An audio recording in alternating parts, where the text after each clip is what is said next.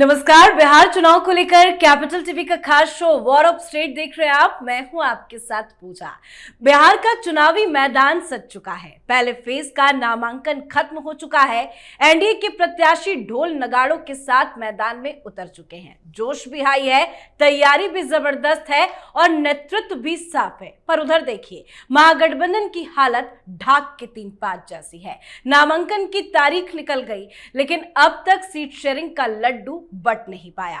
RJD और कांग्रेस दोनों एक दूसरे को ऐसे घूर रहे हैं जैसे दो बिल्ली एक थाली के दूध पर झगड़ रही हो। हर दल को अपनी कुर्सी प्यारी, बाकी सब बेगानी शादी में अब्दुल्ला दीवाना जैसा है। कोई सीट छोड़ना नहीं चाहता, कोई झुकना नहीं चाहता। उधर एनडीए में अमित शाह और नीतीश कुमार की जोड़ी का असर आज देखा गया। शाह ने साफ कर दिया, चुनाव नीतीश के नेतृत्व में ही लड़ा जाएगा और जनता फैसला करेगी। मुख्यमंत्री विधायक दल ही चुनेगा। यानी लोकतंत्र की असली परिभाषा सेवा पहले, सत्ता बाद में। साथ ही वीआईपी चीफ मुकेश सैनी ने चुनाव नहीं लड़ने का ऐलान कर दिया है। मुकेश सैनी ने कहा है कि हमें राज्यसभा नहीं चाहिए, मुझे डिप्टी सीएम बनना है। सैनी ने कहा है कि वो अब अपने प्रत्याशियों के लिए चुनाव प्रचार करेंगे। खबरों के मुताबिक सैनी को आज दरभंगा के गौराबौराम सीट से नामांकन भरना था, लेकिन वो पीछे हट गए। तो क्या चल रहा है बिहार में, आपको बताएंगे। चर्चा के लिए मेरे साथ स्टूडियो में मौजूद हैं कैपिटल टीवी के editor in chief doctor Manish Kumar और सीनियर जर्नलिस्ट हमारे सहयोगी राज सिंह। सर, आप दोनों का बहुत बहुत स्वागत है। धन्यवाद। सर, आप कल एकदम सही कह रहे थे कि सीट शेयरिंग कुछ नहीं हो पाएगा, लिस्ट नहीं आई, कुछ भी नहीं हुआ। देखिए, लिस्ट भी नहीं आई, अभी तक जॉइंट प्रेस कॉन्फ्रेंस तक नहीं हुआ। समय खत्म हो गया, अब नॉमिनेशन नहीं होगा। फर्स्ट फेज का नॉमिनेशन का समय खत्म हो गया और अभी तक महागठबंधन की सारी पार्टियां मिलके एक प्रेस कॉन्फ्रेंस ये लोग नहीं कर पाए हैं। कारण इसका यह है कि अंदर खाने इस तरीके से जोर जबरदस्ती, ब्लैकमेलिंग, उठा पटक चल रहा था। इससे न सिर्फ आपसी लड़ाई वो दुनिया के सामने आई, बल्कि एक बड़ा सवाल खड़ा हो गया कि इस महागठबंधन के लोग तेजस्वी को अपना लीडर मानने को तैयार भी है या नहीं। अगर आप लीडर मानने के तैयार नहीं हो तो चुनाव से पहले ही खत्म। और मुकेश सैनी को आपने अंत तक लटका के रखा कि कहीं उधर ना भाग जाए। ये खुद चीख रहे हैं कि मुझे डिप्टी सीएम बनना है। भाई, डिप्टी सीएम बनोगे कैसे? चुनाव लड़ नहीं रहे हो, भाग गए। क्यों भागे? क्योंकि वहां कंफ्यूजन था। गौराबौराम के अंदर ऑलरेडी 3 फॉर्म भर दिया। वो असगर अली जो पिछली बार आरजेडी का, और वो भी सिंबल लेके, लालू यादव से सिंबल लेकर के आया, उसने फॉर्म भर दिया आरजेडी से। तो और जब आरजेडी का उम्मीदवार वहां ऑलरेडी है और आप कह रहे हो हम गौराबौराम से लड़ेंगे, तो इसका मतलब क्या हुआ कि सीटों को लेकर के क्लैरिटी नहीं थी।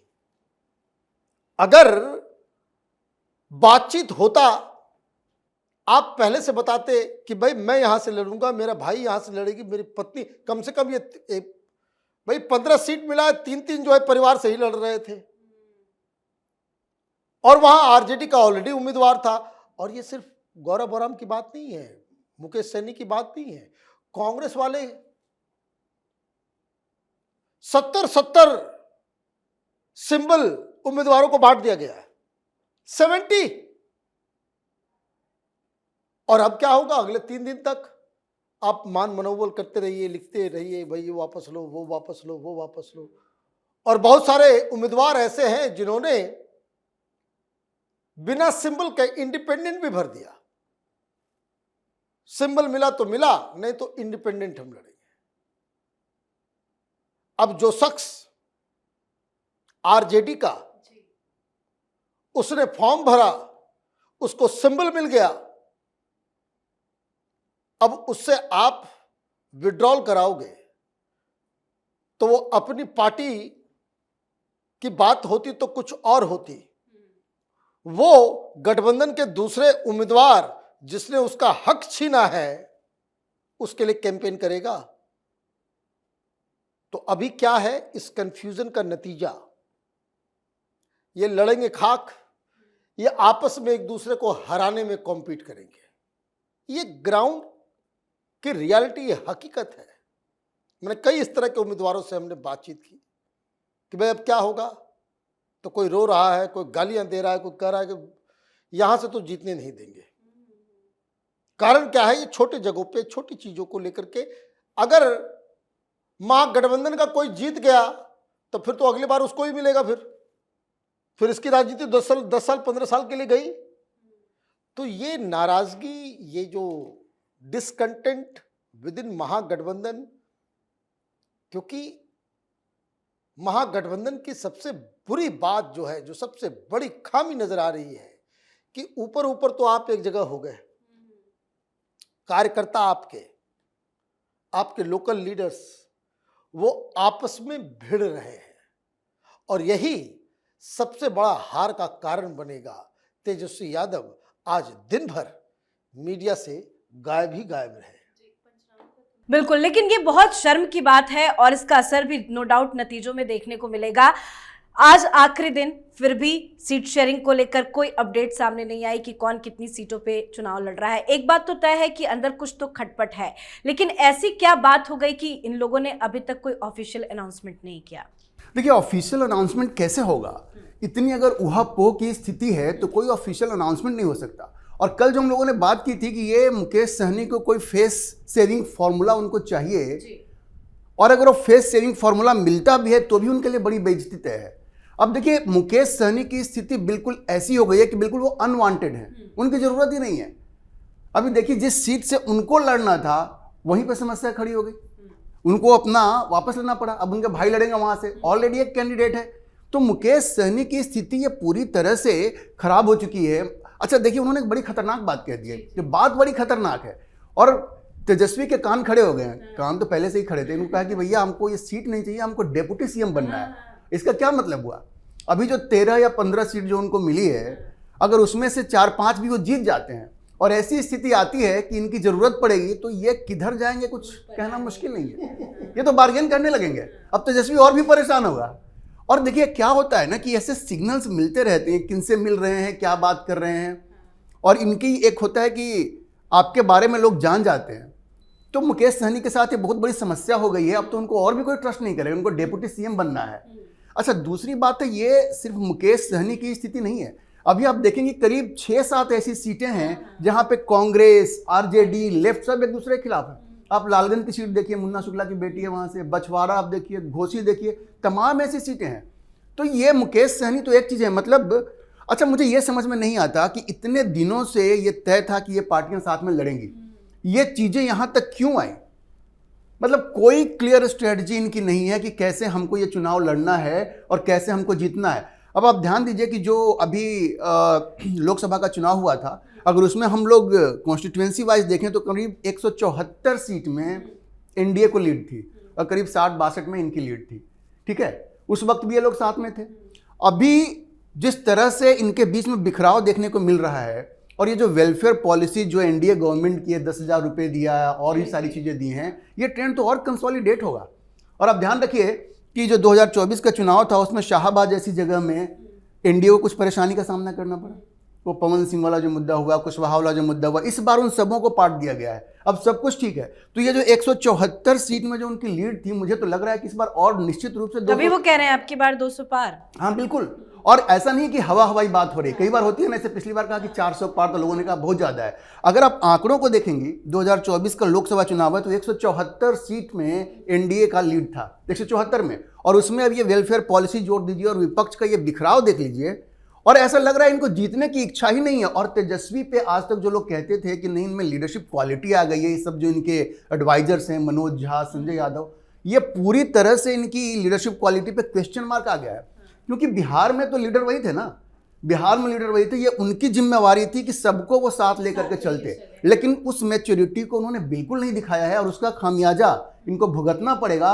और एक बात आप जान लीजिए, जैसे 3 बार लगातार चुनाव हारने के बाद राहुल गांधी को आज कोई नेता मानने को तैयार नहीं है ना, ये स्थिति तेजस्वी के साथ भी आने वाली है। उन्होंने इतनी इमेच्योरिटी का परिचय दिया है इस बार कि अगर ये चुनाव वो हारते हैं तो उनके भविष्य पर भी एक बड़ा प्रश्न चिन्ह लग जाए। बिल्कुल, जो भी घटनाक्रम हुए उससे तेजस्वी की इमेज पे भी बड़ा डंट है। बात एनडीए की करे सर, तो आज अमित शाह और नीतीश कुमार के बीच में भी मुलाकात हुई और जिस तरह का बयान अमित शाह की तरफ से आया है, क्या अब लगता है कि नीतीश कुमार ही सीएम बनेंगे या चेहरा बदल दिया जाएगा? देखिए, बड़ा कंफ्यूजन हो गया। ललन सिंह मैदान में आए हैं अभी कुछ देर पहले। उन्होंने कहा कि अमित शाह की बातों को गलत तरीके से तोड़ मरोड़ के पेश किया जा रहा है। भाई जेडीयू तो ये तो कहेगी, जेडीयू ये मांग भी कर रही है कि भाई नीतीश कुमार को मुख्यमंत्री आप घोषित करें। अमित शाह एक स्ट्रेटजी कर रहे हैं, इसको समझना जरूरी है। एक there's a large population Bihar के अंदर जिसमें न्यूट्रल और बीजेपी के वोटर्स, उनका यह मानना है कि 20 साल बहुत हो गया, नो मोर, बाकी काम अच्छा है, ये अच्छा है, सब कुछ अच्छा है, नीतीश जी बहुत अच्छे हैं, लेकिन there is a factor of fatigue. थक गए लोग, उब गए हैं एक ही चेहरा को बार बार देखते देखते। समस्या यह है, नीतीश कुमार के आसपास न बीजेपी के पास कोई चेहरा है, न जेडीयू के पास है। महागठबंधन में नीतीश बाबू से के समकक्ष या उससे थोड़ा कम भी, थोड़ा सा कम 19-20 कहते हैं ना, वो कोई लीडर बना नहीं है। और जनता कह रही है भाई चेंज करो, सरकार नहीं बदले, मुख्यमंत्री बदल जाए। ये देखिए, हमने बिहार में ग्राउंड जाकर के रिपोर्टिंग, हमारे वीडियोस को देखिए, बहुत सारे लोग वो कहे भाई नहीं हम तो बीजेपी का वोटर, लेकिन अब चेहरा बदलना चाहिए। तो ये फीडबैक मिला है और मुझे लगता है ये जेडीयू, नीतीश कुमार, अमित शाह, मोदी, इन सब की ये प्रॉपर एक प्लान के तहत, एक स्ट्रेटजी के तहत अमित शाह ने ये बयान दिया कि देखिए बाद में तय होगा। वो कह रहे हैं कि विधायक दल जो है वो तय करेगा। अब इसका मतलब ये है कि आप उन वोटर्स जो मुख्यमंत्री की बदलने की बात कर रहे हैं, उनको आपने खुश कर दिया कि भाई बीजेपी को जम जम करके वोट दो, नीतीश कुमार मुख्यमंत्री नहीं होंगे, हमारी मांग जो है पूरी हो गई। तो ये जो स्ट्रेटजी का हिस्सा है और जेडीयू की तरफ से बताया गया कि नहीं उसको तोड़ मरोड़ के पेश किया गया, बाकी सारे लोग। लेकिन जब अमित शाह ने एक बात कह दी कि भाई चुनाव के बाद जो है वो तय होगा, तो वो स्टिक करेगा। बाकी मीडिया मैनेजमेंट के तौर पे तो ये एक स्ट्रेटजी के रूप में हमें इसे देखना चाहिए, ना कि जेडीयू के अंदर और उसके अंदर भाई कितना बढ़िया तरीके से टिकट बंटवारा हुआ, उम्मीदवार भी आ गए, सारे लोग खुश हैं, सारे लोग जो है अपने अपने उम्मीदवार अपने अपने प्रचार प्रसार में लगे हुए। दिक्कत क्या है कि भारतीय जनता पार्टी के पास ये 243 सीटों के ऊपर संगठन है और वो संगठन वो चिराग पासवान को भी चाहिए, जेडीयू को भी चाहिए, हमको भी चाहिए और बीजेपी की तो है ही। तो एक बड़ा एक इसको कह सकते हैं कि कैलकुलेटेड मूव अमित शाह ने इस बयान को देकर के किया है कि उन लोगों को मैसेज देने के लिए कि कहीं इधर उधर भटकने की जरूरत नहीं है, कोई जन स्वराज में जाने की जरूरत नहीं, बदलाव हम करेंगे लेकिन वो हमसे ही करेंगे, उधर जाने की आवश्यकता नहीं। बिल्कुल, अमित शाह जनता के पल्स को भी समझते हैं। अमित शाह का ये बयान आपको क्या लगता है कि कोई बड़ी रणनीति चल रही है नीतीश कुमार को? क्या चुनाव के बाद नतीजों के बाद बदला जाएगा? देखिए, मुझे लगता है कि एनडीए, जैसे मैंने कहा आपको, स्ट्रेटजी के लेवल पे काफ़ी आगे है इस बारी। इंडिया जो गठबंधन है उसके आगे। और मुझे ऐसा लगता है कि पहली बार मैं ये सेंस कर रहा हूं कि एनडीए में जो कॉन्स्टिट्यूएंट्स हैं वो मेंटली प्रिपेयर हो रहे हैं या वो मेंटली प्रिपेयर्ड हो गए हैं कि अगली चुनाव के बाद परिवर्तन वहां होगा। इसको समझना बड़ा जरूरी है। पहले अगर कोई भाजपा का कोई भी नेता अगर ऐसा कह देता था तो बड़ा फियर्स रिएक्शन आता था जेडीयू की तरफ से। इस बार आप देखेंगे सब म्यूटेड है और उसकी एक वजह भी है। जो खास करके लोग विरोध करते थे आज वो भी चुप हैं या फिर वो कह रहे हैं कि भाई आप उसको ऐसे इंटरप्रेट ना करें। उसमें एक बड़ा नाम है ललन सिंह का। ललन सिंह का इतना म्यूटेड रिएक्शन ये बता रहा है कि जदयू भी और उसकी जो एटलीस्ट जो टॉप लीडरशिप है, दोनों में फर्क है आपको। कैडर भले रैंक एंड फाइल भले इसके लिए तैयार ना हो, लेकिन टॉप लीडरशिप जो जेडीयू की है वो शायद धीरे धीरे अपना मन बना रही है, बना चुकी है कि अगले चुनाव के बाद जो है वो नेतृत्व परिवर्तन होगा और नीतीश कुमार शायद नहीं रहेंगे। देखिए ये समझना बहुत जरूरी है। केसी त्यागी जो है उनके प्रवक्ता, उन्होंने एक बड़ी अच्छी बात कही, अच्छी क्या उसमें, लेकिन उसमें आपको संकेत भी मिलता है। उन्होंने कहा जैसे पहले 102 और 101, जैसे पिछली बार 115 सीटें लड़ी थी जदयू और 110 लड़ी थी बीजेपी, तो बड़े भाई थे। केसी त्यागी से पूछा गया तो उन्होंने कहा कि भैया बड़े भाई और छोटे भाई वाला रिश्ता नहीं है, अब जुड़वा भाई वाला रिश्ता है, अब तो बराबरी पे आ गए ना। तो अब देखिए किस तरह से चीज़ों को अब जस्टिफाई किया जा रहा है। और ललन सिंह का जो रिएक्शन है वो मुझे ज़्यादा उस पर ध्यान देने वाली बात है, क्योंकि ललन सिंह वो शख्स हैं जो कि बीजेपी, आपको ध्यान होगा पिछली बार जब ये बदलाव चल रहा था तो ललन सिंह थे जो आरजेडी के टच में थे, राइट। और तो इसलिए उनका ये म्यूटेड रिएक्शन आना ये बता रहा, आप देखिए केंद्र में मंत्री हैं, तो चीज़ें बदल रही हैं। और ये सब कुछ जो अमित शाह का बयान है वो अपने आप में काफ़ी वो मीनिंगफुल है और आने वाली स्ट्रेटजी को बता रहा है। तो अगर चुनाव के बाद अगर कोई परिवर्तन होता है, एक होता है ना कि पार्टी के अंदर विद्रोह हो जाता है, अब अगर सब लोग एक पेज पे हैं तो कोई विद्रोह नहीं होगा और एक स्मूथ ट्रांजिशन मुझे दिख रहा है जिसकी कोशिश हो रही है। इसलिए मैंने कहा कि टॉप लीडरशिप या तो मन बना रही है, बना चुकी है कि अगली बार परिवर्तन होगा। दूसरी बात, एक सर ने बात कही कि कोई दूसरा लीडर पैदा नहीं हुआ, वहां पे सेकंड रैंक की लीडरशिप नहीं आई। ये एक वास्तव में एक समस्या है कि बीजेपी में कोई सेकंड रैंक की लीडरशिप नहीं है। लेकिन आप ये भी देखिए, किसी को आप मौका दीजिएगा तब ना। नीतीश कुमार बड़े अच्छे व्यक्ति हैं, लेकिन जितने दिन भी उन्होंने शासन चलाया है ना, आयरन फिस्ट से चलाया है, उन्होंने किसी को आगे बढ़ने भी नहीं दिया वहां पे। ये भी आप मान के चलिए, अपने मंत्रियों को, जितने सेक्रेटरी लगे होते हैं ना वहां पे, कोई मंत्री अपने मन से कोई डिसीजन नहीं ले सकता। तो ये चीज है, लेकिन अब इस बिना पे भी लीडरशिप चेंज ना हो ये भी सही नहीं है। देखिए जब बीजेपी हरियाणा में जीती थी तो कौन लीडर था?